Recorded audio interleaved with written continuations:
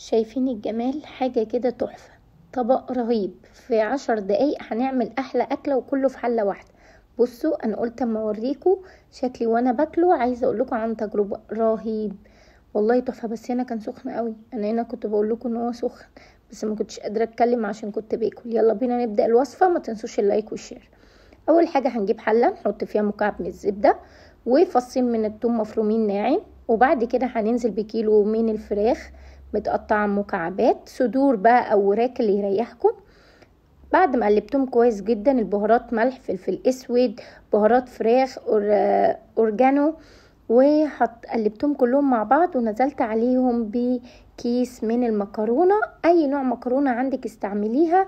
وحطيت كوبايتين كبار من الميه المغليه مدوبه فيهم مكعبين من مرقه الدجاج. لازم تكون الميه مغطيه سطح المكرونه، يعني ممكن تاخد منك من كوبايتين ل3 كوبايات.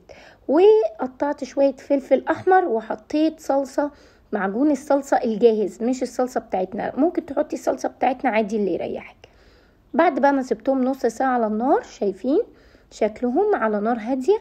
بعد كده هنزل بكوبايه من الكريمه وحوالي كوبايه ونص من الجبنه الموتزاريلا. الخطوة دي انت ممكن تستغني عن الجبنة الموتزاريلا لو مش عايزة، بس الكريمة هتنقلها في حتة تانية خالص.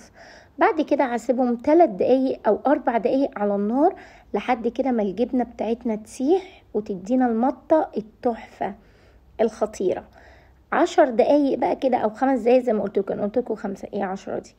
5 دقايق على النار. حطي بقى في طبق التقديم، وحطيت شوية بقى ريحان على الوش.